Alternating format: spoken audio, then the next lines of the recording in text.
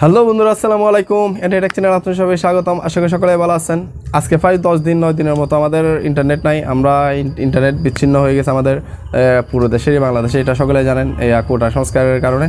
তো এখানে কিন্তু অনেকে ফেসবুক, ইউটিউব চালাতে পারছিলেন না। এখন আপনার কালকে থেকে আমাদের ওয়াইফাই লাইনটা দিছে, ওকে, সীমিত আকারে। সেখানে কিন্তু আপনার ভিডিও আপনার ইউটিউব চলতেছে, কিন্তু আপনার ফেসবুক চলতেছে না, যার কারণে অনেকে আপনারা ভিপিএন ইউজ করতেছেন।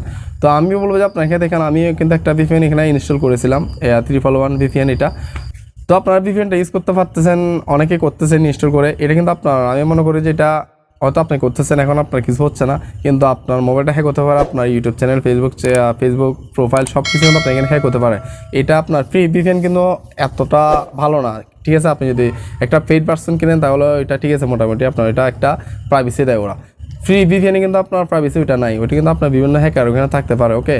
আপনার মোবাইল, আপনার প্রোফাইল সব কিছু হ্যাক করতে পারে। আমি বলতে চাই ব্যক্তিগতভাবে যে আপনি কখনো আপনার মোবাইলে ফ্রি ভিপিএন যেগুলো আছে, যে 311 ভিপিএন, এরপর আপনার সুপার ভিপিএন, এগুলো আপনি ইনস্টল করেন না। যদি ইনস্টল করে থাকেন আনইনস্টল করে দেন, কারণ এগুলো আপনার হ্যাকারদের হাতে চলে যাবে, আপনার অ্যাকাউন্টটা, আপনার ফোনটা কিন্তু ওদের কন্ট্রোলে চলে যাবে। কারণ আপনি দেখছেন হয়তো, আপনি যখন 311 যে ভিপিএনটা ইনস্টল করছেন, তখন কিন্তু আপনার এখানে একটা আপনার ফিঙ্গারপ্রিন্ট অথবা আপনার পেজ বা আপনার পাসওয়ার্ডটা চাইছিল। তো এটা অবশ্যই ওই দিছেন আপনি যখন প্রথমবার ইনস্টল করেছেন।